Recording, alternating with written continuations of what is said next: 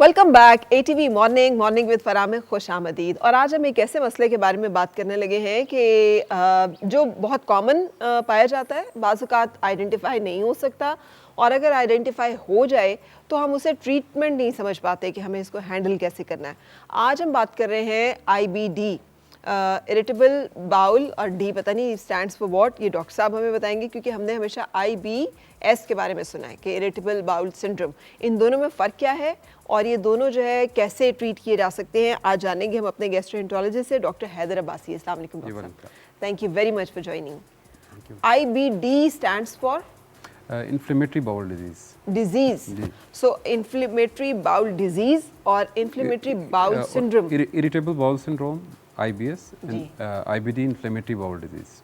तो एक इन्फ्लेमेटरी है, एक इरिटेबल है। एक इरिटेबल है, दोनों में फ़र्क कुछ है? जी बिल्कुल, ये बड़ा इंपॉर्टेंट टॉपिक है और जैसे आपने बताया अक्सर ये आइडेंटिफाई नहीं होता, मिस हो जाता है। देखिए जो IBS है वो तो इरिटेबल बाउल सिंड्रोम है। जैसे लोगों को अक्सर नफसियाती दबाव की वजह से या जब वो ज़्यादा सेंसिटिव हुए होते हैं अपने इंटेस्टाइन के बारे में, उनको ऐसे सिम्टम्स आ रहे होते हैं कि मोशन हो जाना या कॉन्स्टिपेशन होना या पेट में दर्द होना, तो वो तो IBS होता है, इरिटेबल बाउल सिंड्रोम। उसमें एक्चुअली कोई डिजीज़ नहीं होता उस तरह से, मरीज़ का कोई लॉस नहीं हो रहा होता, कोई ब्लड लॉस नहीं हो रहा होता, कोई वेट लॉस नहीं हो रहा होता, बल्कि वो आपके माइंड से रिलेटेड होता है। जो इन्फ्लेमेटरी बाउल डिजीज़ है, जो IBD है, वो आपकी आंत में इन्फ्लेमेशन होती है, आपकी आंत में सोजन हो जाती है, जिसकी वजह से आपकी आंत में अल्सर बनते हैं, खून आता है, आपकी आंत डैमेज हो जाती है और आगे जाके आपकी आंत का कैंसर भी बन सकता है। अच्छा। तो जो इन्फ्लेमेटरी बाउल डिजीज़ है, ये IBS और IBD में फ़र्क करना बड़ा इंपॉर्टेंट होता है कि जो IBD है वो एक प्रॉपर डिजीज़ है और उसकी बर वक्त तशख़ीस और उसका इलाज जो है वो बहुत ज़रूरी है।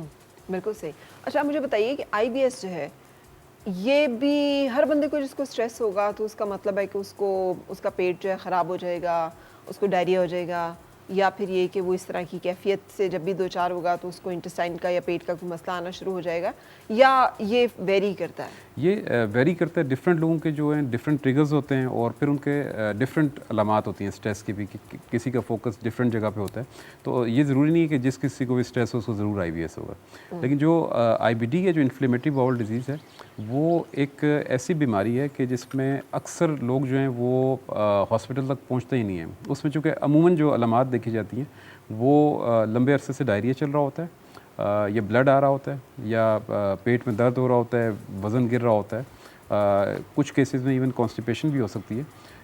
इसमें होता ये है कि जब ब्लड आता है तो हमारे यहाँ कॉमन कॉन्सेप्ट है कि जब स्टूल में ब्लड आता है तो पेशेंट कभी भी किसी डॉक्टर के पास नहीं जाते, बल्कि या वो शर्माते रहते हैं या वो अपने फैमिली में किसी से डिस्कस कर लेते हैं, तो वो उनको बता देते हैं कि आपको तो बवासीर हो गई है, और वो खुद से ही कोई गली मोहल्ले में जो डिफरेंट नुस्खे चल रहे होते हैं और इस तरह वो इसको बवासीर करके ये सोच के ट्रीट करते रहते हैं, और ख़ुद भी यही चूँकि समझ रहे होते हैं और बताते भी यही। क्योंकि अक्सर जब इन पेशेंट्स को हम डायग्नोस करते हैं तो वो ये कहते हैं कि हमें जी 10 साल से बवासीर थी। वो बवासीर नहीं थी, वो एक्चुअली आपकी आंत का प्रॉब्लम था। अच्छा। आपकी आंत से खून आ रहा था, आपकी आंत ज़ख्मी थी, जो कि मिस डायग्नोज हुआ।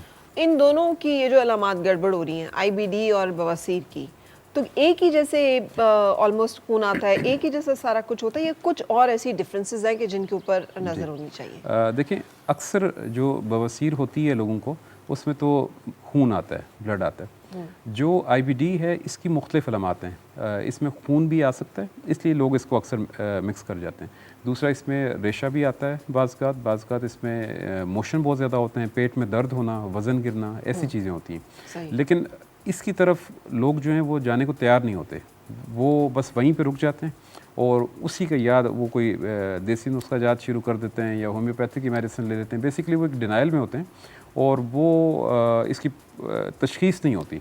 लेकिन इस केस में जब आपकी तशख़ीस नहीं होती तो फिर आप इसे जितना लेट करेंगे आपकी आंत उतनी ज़्यादा डैमेज होती जाएगी। तो जिस किसी को भी स्टूल में ब्लड आए उसको एक दफ़ा ज़रूर अपने किसी गैस्ट्रोएंटरोलॉजिस्ट से, जो मैदे आंत का डॉक्टर हो, एक दफ़ा ज़रूर जो है वो कंसल्ट कर लेना चाहिए। डॉक्टर साहब, ब्लड भी तो आते आते आता होगा कि फ़ौरन ही जैसे ही ये इन्फेक्शन होती है साथ ही ब्लड आना शुरू हो जाएगा। ब्लड आने से पहले भी क्या कुछ ऐसी अलामात या कुछ ऐसी चीज़ें हैं कि जिसके बारे में हमें अपनी गट हेल्थ के बारे में अलर्ट रहना चाहिए और जिस पे नज़र रखनी चाहिए? आपने बिल्कुल ठीक कहा कि ये जो इन्फ्लेमेटरी बाउल डिजीज़ होता है IBD, इसमें फर्दर टाइप्स भी, अल्सरेटिव कोलाइटिस नाम है बीमारी का, क्रोन्स डिजीज़, इसमें आहिस्ता आहिस्ता अलामात आती हैं, एकदम से ये नहीं होगा। लेकिन ये है कि जो सबसे ज़्यादा जो इसका इम्पॉर्टेंट सिम्टम है और जिस पे लोग अलर्ट होते हैं वो ब्लड आना ही है। ये भी हो सकता है किसी को काफ़ी अरसे से मोशन रह रहे हों, ये भी हो सकता है किसी को काफ़ी अरसे से पेट में दर्द हो, लेकिन अमूमन जो चीज़ हमें अलर्ट करती है इसके बारे में वो ब्लड आना होता है।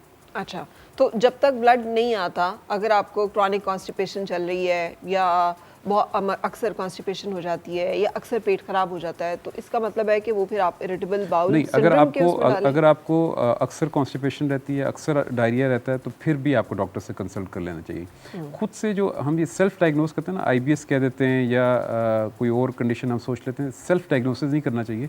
एक दफ़ा आप रूल आउट कर लें कि मुझे कहीं IBD तो नहीं है। इसीलिए 19 मई को वर्ल्ड अवेयरनेस डे भी मनाया जाता है IBD का। उसका यही मकसद है कि लोगों को बताया जाए कि जब आपको ऐसी अलामात आएँ तो आप डॉक्टर के पास जाएं। हर ब्लड जो है, हर दफ़ा ब्लड आना बवासीर नहीं होता।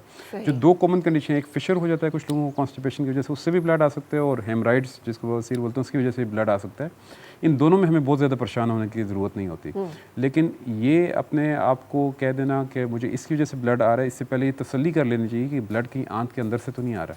अच्छा डॉक्टर साहब, खुदा ना खास्ता if it goes untreated, IBD है, काफ़ी अरसे से खून आ रहा है लेकिन इग्नोर किया है या परवाह नहीं की या अंदाज़ा ही नहीं हुआ कि इतना बड़ा मसला हो सकता है, क्या हो सकता है इसके नतीजे में, क्या कॉम्प्लिकेशंस जो है वो हो सकती हैं?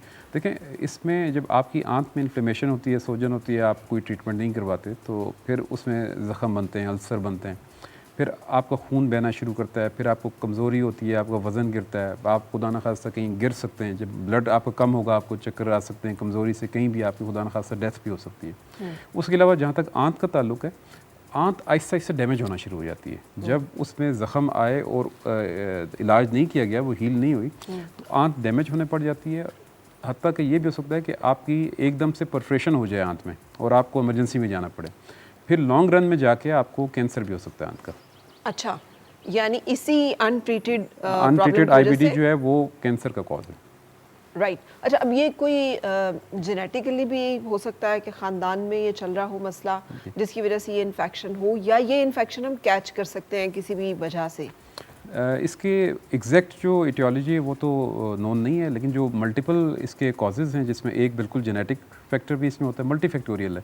एक जेनेटिक कॉज होता है, फिर ये होता है कि आपकी इन्वायरमेंट, उसका भी बड़ा रोल होता है। इवन स्ट्रेस का, इन्फेक्शन, डिफरेंट तरह के जब इन्फेक्शन होते हैं वो भी इसको ट्रिगर करते हैं। इसके अलावा इसमें ये एक ऑटो इम्यून कंडीशन भी है कि आपकी जो कुव्वत मुदाफ़त है वो अपनी ही आंत के ख़िलाफ़ काम कर रही है। अच्छा, आपके आंत के ख़िलाफ़ एंटीबॉडीज़ बन रही हैं, तो इसमें इन सारी चीज़ों का रोल है। डॉक्टर साहब, ये जो ऑटो इम्यून का आज तक नहीं पता चल सका कि ये क्यों ट्रिगर हो जाता है हमारा मुदाफ़ती निज़ाम हमारे अपने ख़िलाफ़, लेकिन इन वजूहात के अलावा कुछ ऐसी खाने पीने की चीज़ें भी हैं, कोई बाहर से भी कोई सोर्स है जिससे कि हम ये इन्फेक्शन कैरी कर सकते हैं, जैसे टाइफॉइड है या सैल्मोनेला वगैरह होते हैं कि हम इंजेस्ट करते हैं, खा लेते हैं तो हमें हो जाएगा? जी, जैसे हम टाइफाइड वगैरह तो होता है ना, आप तो कुछ गलत खा लिया और जरासीम चला गया तो इन्फेक्शन हो गया। इसमें ये होता है कि सिर्फ आप इन्फेक्शन की बेस पे नहीं कह सकते, बहुत सारे फैक्टर्स मिल के ये करवा रहे होते हैं, तो उसमें बिल्कुल इन्फेक्शन का भी रोल है और गट माइक्रोबायोम जो हमारे आंत के बैक्टीरिया होते हैं उनका भी रोल होता है। तो ये सारे फैक्टर्स मिल के इसकी तरफ जाते हैं। बिल्कुल सही।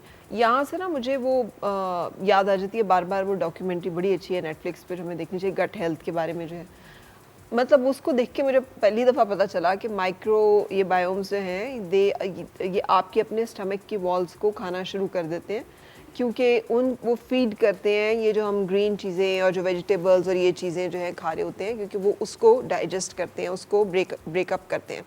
और अगर वो नहीं हम ले रहे और हमारी खुराक जो है वो सिर्फ ये फास्ट फूड और जंक और इस तरह की चीज़ों पर है, तो चूँकि उनको तो कुछ ना कुछ चाहिए, तो वो फिर स्टमक की जो हमारी लाइनिंग है उसके ऊपर अटैक कर देते हैं और फिर वहाँ पे अल्सरेशन और इस तरह की चीज़ें बनना शुरू हो जाती हैं। यू बीइंग गैस्ट्रोएंटरोलॉजिस्ट, आप समझते हैं कि ये बात ऐसे है और हमारी डाइट के बैलेंस होने का भी ताल्लुक है? बिल्कुल इस तरह से एग्री करता हूँ कि देखिए, पहले हमारे यहाँ IBD कम होता था, ये बाहर के मुल्कों की बीमारी थी, हमारे यहाँ ये कम होता था। उसमें बहुत सी स्टडीज़ भी जारी हैं और अब ये पेशेंट हम ज़्यादा देख रहे हैं। तो एक जो उसमें वजह हो सकती है वो बिल्कुल फास्ट फूड हो सकता है, क्योंकि रिसेंटली रिसर्च से पता चला कि जहाँ बहुत सारी इसकी चूँकि बड़ी ट्रीटमेंट बड़ी चैलेंजिंग होती है, डिफरेंट मेडिसिन होती हैं, कुछ लोगों को उनसे आराम नहीं आता, फिर हम स्टेप अप करके अगली मेडिसिन पे जाते हैं। तो समटाइम्स फिर भी इसको ट्रीट करना बड़ा मुश्किल हो रहा होता है। पेशेंट बार बार उन्हीं सिम्टम्स के साथ आ रहे होते हैं, रिस्पॉन्ड नहीं कर रहे होते। तो अभी एक रीसेंट रिसर्च से पता चला कि इसमें जो टर्मेरिक होती है, हल्दी, इसका बड़ा रोल है। अच्छा। तो यूएस वगैरह में इवन उसके कैप्सूल यूज़ किए जा रहे हैं इसकी ट्रीटमेंट में।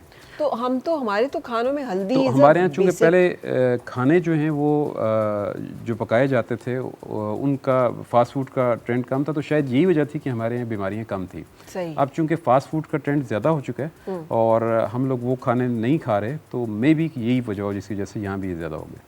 सही। तो जैसे आप कह रहे हैं कि हल्दी का इस्तेमाल, तो जो लोग देख रहे हैं, कैन यू सजेस्ट कि अपनी गट हेल्थ के लिए हल्दी जो है कैसे, ये जो हम सालन में डालते हैं और कुक करते हैं उसमें कहीं ज़ाया तो नहीं हो जाती उसकी सारी जो खुसूसियात हैं, कि उसी तरह काफ़ी है या किसी और तरह भी कंज्यूम करना चाहिए? देखिए, अभी इस तरह की कोई प्रॉपर रिकमेंडेशन तो नहीं है कि हम उस फॉर्म में इतनी डोज में उसको रिकमेंड करें, लेकिन वहाँ पे चूँकि लोग डॉक्टर्स जो इसको यूज़ कर रहे हैं कैप्सूल फॉर्म में, उनके पास तो ये अवेलेबल भी नहीं होती। तो हमारे लिए ये भी अच्छा है कि हम अपने जो फास्ट फूड का जो यूज़ है वो थोड़ा कम करें और अपने खाने में इसको शामिल करें। लेकिन डॉक्टर साहब, अभी जैसे मैं ओपनिंग में बात कर रही थी, अभी जो एक लेटेस्ट एक हैपनिंग हुई दुनिया में कि एक वायरोलॉजिस्ट थी और उनको कैंसर डायग्नोज हो गया और रिलैप्स हो गया और स्टेज 3 कैंसर था। तो बजाय इसके कि वो कीमो और उस पे जाती, वो चूँकि वायरसेस पे ख़ुद काम करती थी, उन्होंने 2 ऐसे वायरसेस को डेवलप किया जिसके बारे में उनकी रिसर्च थी कि वो अटैक करते हैं कैंसर के सेल्स को स्पेसिफिकली और उनको जो है किल करते हैं।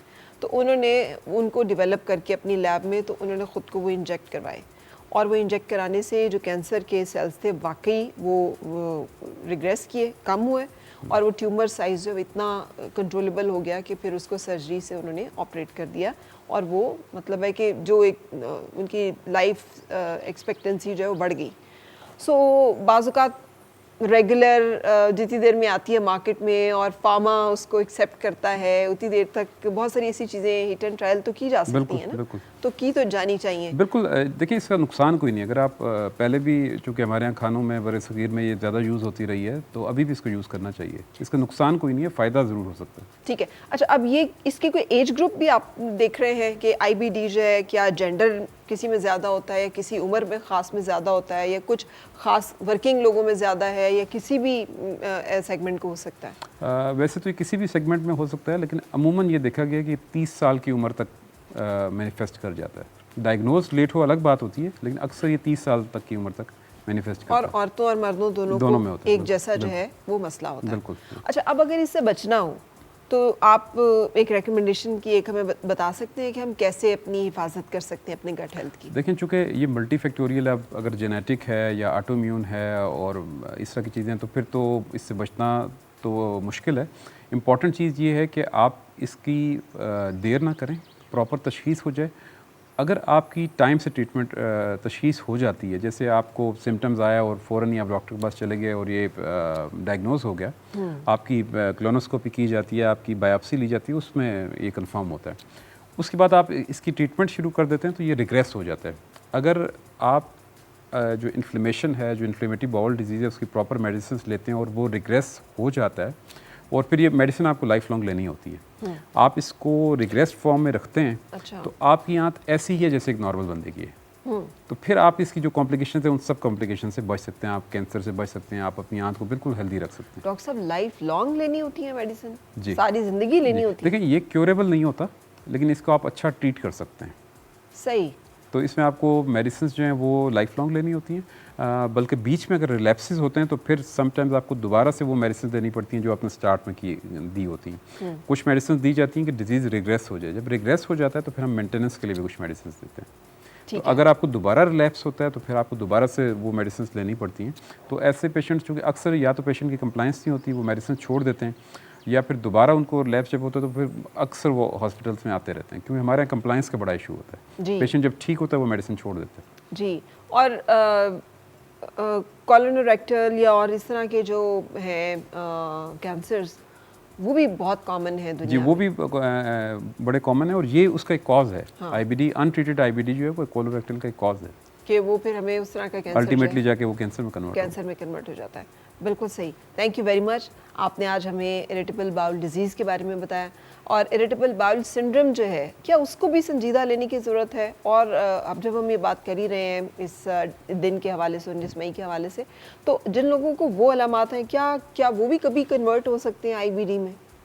देखें, जो इरिटेबल बाउल सिंड्रोम है उसमें चूँकि इस तरह से इन्फ्लेमेशन नहीं होती, ना कोई अल्सर होते हैं, ना कोई ब्लड आता है। जब आप उन पेशेंट की हिस्ट्री लेते हैं तो हिस्ट्री से आपको बड़ा कुछ पता चल जाता है। देखें, चूँकि प्रॉपर अल्सर नहीं है, उनको ब्लड नहीं आएगा, उनको वेट लॉस नहीं होगा। वो ठीक है, वो कह रहे होंगे हमें डायरिया हो रहा है, लेकिन उनको उसका बॉडी पे इफेक्ट नहीं आ रहा होगा। उनके आप ब्लड टेस्ट कराएंगे, उनका ब्लड का लेवल नॉर्मल आ रहा होगा। जबकि इन्फ्लेमेटरी बाउल डिजीज़ का आप ब्लड टेस्ट कराएंगे तो उसका एनीमिया आएगा, ब्लड काफ़ी कम आएगा, क्योंकि वाकई में एक बीमारी है जिसकी वजह से खून ज़ाया हो रहा है। तो सिम्टम्स बेशक पेशेंट वो बता रहे हैं, लेकिन देखने में आपको बिल्कुल हेल्दी लग रहे होंगे। आईबीएस वाले पेशेंट आपको बिल्कुल हेल्दी लग रहे होंगे। जो आईबीडी वाले होंगे वो पता चलता है कि ये वाकई में एक मरीज़ है जिसकी आंच जो है वो मुतासर है। तो जो आईबीएस है उसको भी डायग्नोज होना चाहिए। इंपॉर्टेंट चीज़ ये कि आप डिफ्रेंशिएट कर लें, प्रॉपर डायग्नोज हो जाए। ये ना हो कि आपको आईबीडी है और आप कह रहे हैं मुझे आईबीएस है, और ये ना हो कि आपको आईबीएस है और आप सोच रहे हैं मुझे आईबीडी है और अपने आप को और ज़्यादा आप स्ट्रेस दे के और ज़्यादा इसमें जा रहे हो। ठीक है, बिल्कुल सही। Thank you very much. आप साथ रहे और आज आपने हमारे साथ ये इन्फॉर्मेशन शेयर की है। जैसे डॉक्टर साहब ने मेंशन किया, आज का दिन जो है ये इंटेस्टाइन्स की हेल्थ के मुतालिक और ख़ास तौर पे आईबीडी की अवेयरनेस का दिन है। सो अपनी गट हेल्थ का ख्याल रखना बहुत ज़रूरी है, क्योंकि हमारा मैदा, हमारी आंत, हमारा पेट जो है कहते हैं कि दूसरा सेकंड ब्रेन है। हमारी बॉडी को जितने मेन सिग्नलिंग और स्ट्रेंथ और सारी चीज़ें होती हैं उसका एक बहुत बड़ा सोर्स जो है हमारे स्टमक और हमारे पेट में है। सो अपना ख्याल रखिए। और यहाँ पर अब हम एक ब्रेक के लिए रुकेंगे। ब्रेक के बाद फिर आपसे मिलेंगे मेहमानों के साथ। और मिलके गुनगुनाए हैं गुमशुदा जो खुशियाँ।